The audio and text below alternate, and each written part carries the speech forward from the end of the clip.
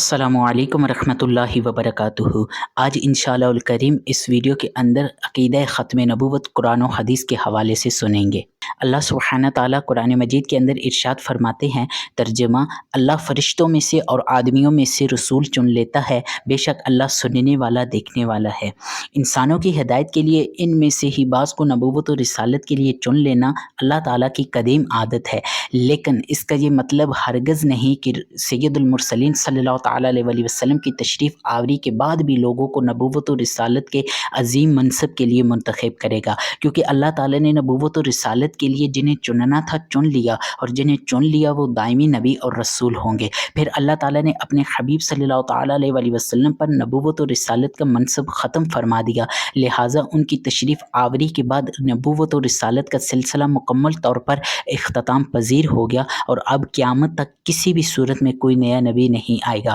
سید عالم صلی اللہ تعالیٰ علیہ وسلم کے آخری نبی ہونے کے بارے میں اللہ تعالیٰ ارشاد فرماتا ہے، ترجمہ: محمد تمہارے مردوں میں سے کسی کے باپ نہیں ہیں، لیکن اللہ کے رسول ہیں اور سب نبیوں کے آخر میں تشریف لانے والے، اور اللہ سب جاننے والا ہے۔ صحیح بخاری شریف میں ہے، حضور اقدس صلی اللہ تعالیٰ علیہ وسلم کا ارشاد ہے، بنی اسرائیل میں انبیاء کرام علیہم السلام حکومت کیا کرتے تھے۔ جب ایک نبی کا وصال ہوتا تو دوسرا نبی ان کا خلیفہ ہوتا، لیکن میرے بعد ہرگز کوئی نبی نہیں ہے، ہاں ان قریب خلفاء ہوں گے اور کثرت سے ہوں گے۔ مسلم شریف میں ہے، رسول اللہ صلی اللہ تعالیٰ علیہ وسلم نے ارشاد فرمایا، میری مثال اور مجھ سے پہلے انبیاء علیہم السلام کی مثال اس شخص کی طرح ہے جس نے بہت حسین و جمیل ایک گھر بنایا، پھر اس کے ایک کونے میں ایک اینٹ کی جگہ چھوڑ دی۔ لوگ اس کے گرد گھومنے لگے اور تعجب سے یہ کہنے لگے کہ اس نے یہ اینٹ کیوں نہ رکھی؟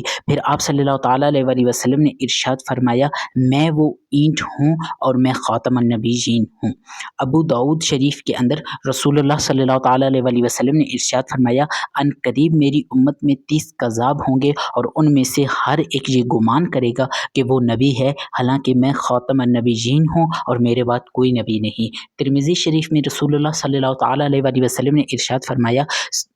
بے شک رسالت و نبوت ختم ہو گئی ہے، تو میرے بعد نہ کوئی رسول ہے اور نہ کوئی نبی۔ اللہ سبحانہ تعالیٰ کی ان پر رحمت ہو اور ان کے صدقے ہماری بے حساب مغفرت ہو۔ اسی طرح عقیدہ ختم نبوت پر ایمان رکھتے ہوئے اللہ تعالیٰ ایمان کی موت نصیب فرمائے۔